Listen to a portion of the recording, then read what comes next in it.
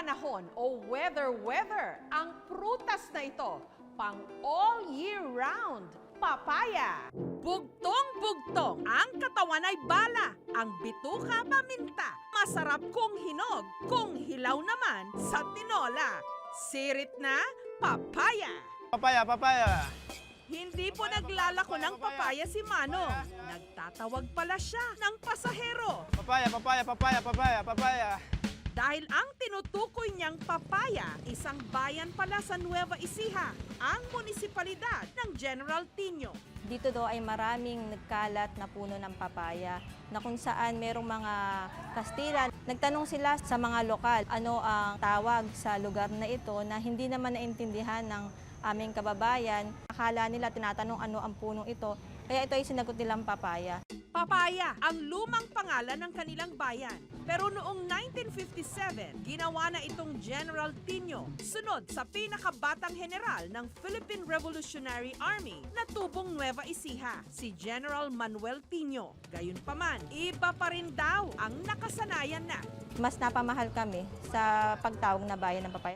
Ang magsasakang si Roberto, meron ditong 1,000 puno ng papaya na buwan-buwan, libo-libo rin ang hatid sa kanya. Yung papaya kasi, para bang meron kang dumarating na buwanan, isenas katapusan, meron kang kita. Walang panapanahon ang papaya. Buong taon, in season, 5 buwan lang matapos itong itanim, nagsisimula ng mamunga. Basta yung isang puno niyan, kinukuha ng 10 kilo. Hindi 100,000 kada pitas. Sa mga 5 pitas, 6 na pitas, bawi na. Pati hilaw, pinapakinabangan. Ibinibenta at dinadala sa mga pamilihan sa Maynila para sa tinola.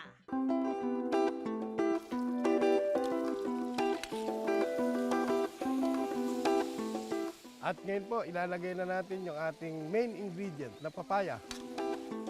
Lalagyan na po natin ng sabaw.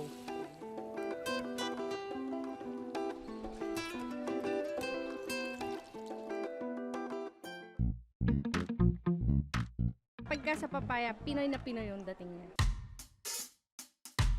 Ngayon naman po ay gagawa tayo ng ginataang papaya with hipon.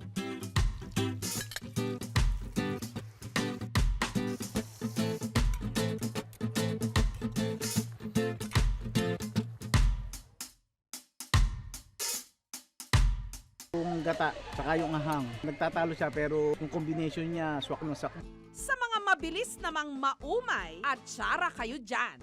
Ang bayan ng Calaca sa Batangas ang itinuturing na atsara capital of the Philippines. Dito binabalik-balikan daw ang atsara ng 83 anyos ng si Lola Conching. Mula dito sa Calaca, Batangas. Ang recipe, binana pa raw niya sa kanyang lola. Titingin-tingin lang ako, nanonood ako ng paggagawa nila. Doon ako natutunan ko.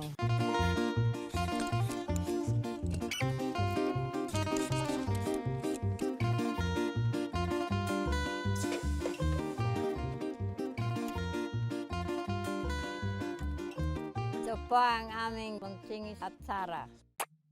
220 pesos kada malaking garapon. Yung asim niya, yung tamis niya, panamang-panama. Dahil sa atsara, napag-aral ni Lola Conching ang 100 niyang mga anak.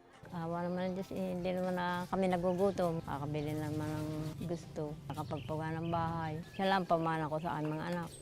Lumago ang kanyang negosyo hanggang gumawa na rin siya ng iba pang mga minatamis katulad ng papaya candy.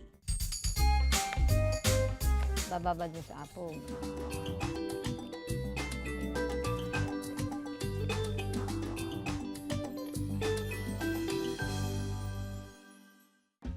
Matamis siya, lasang pasas lang. Dito naman sa Santa Maria, sa Bulacan, alam nyo bang ang papaya ginagawang pansit? Ang iluluto natin ngayon ay pansit papaya. Ginadgad at piniga muna ang hilaw na papaya.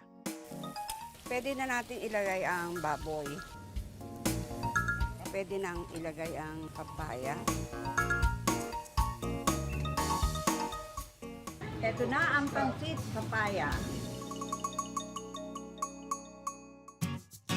Hindi ko alam, kala ko pansit to eh. Parang papaya pala daw. Ang sarap. Ayon kay Lola Blanca, tradisyonal na pagkain sa kanilang bayan ang papaya pansit.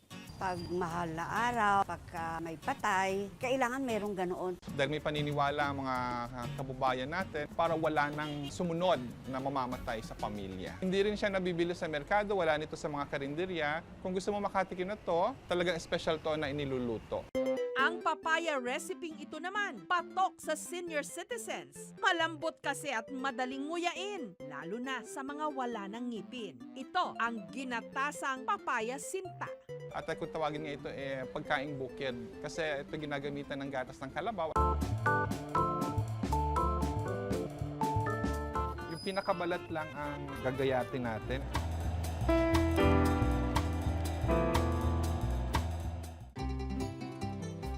Masarap kahit walang ngipin kagaya ko.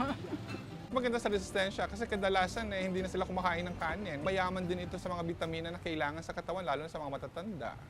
Isang tropical fruit ang papaya. Siksik sa sustansya. Mainam daw pampababa ng kolesterol. Mayaman din sa fiber. At sinasabing meron ding taglay panlaban sa cancer.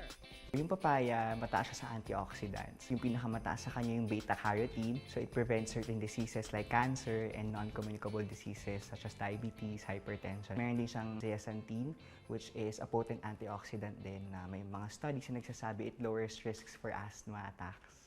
Kaya naman itong si Jomar, nung nalamang mataas ang kanyang kolesterol, sa papaya at iba pang mga gulay siya, umasa. Sa opisina po ako dati. May factor din pala alas maghapon nakaupo sa opisina, hindi maganda sa katawan. Ang ginawa ko, nagdagdag ako ng mga gulay, prutas. Hanggang naisipan niyang pagkakitaan na rin ito.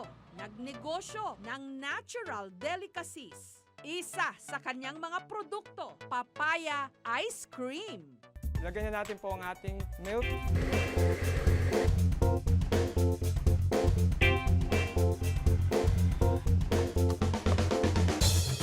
I-preserve po natin siya ng 24 hours po.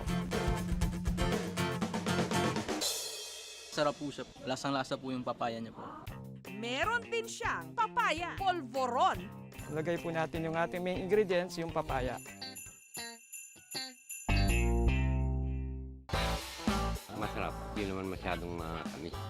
Aminin, marami sa atin, hindi ito ang paboritong prutas. Hindi ito yung hinahanap-hanap. Gayong napakaraming sustansyang taglay nito. Kaya, mabuti pa, dalas-dalasan natin ang kain nito. Thank you for watching, mga kapuso. Kung nagustuhan niyo po ang videong ito, subscribe na sa GMA Public Affairs YouTube channel. And don't forget to hit the bell button for our latest updates.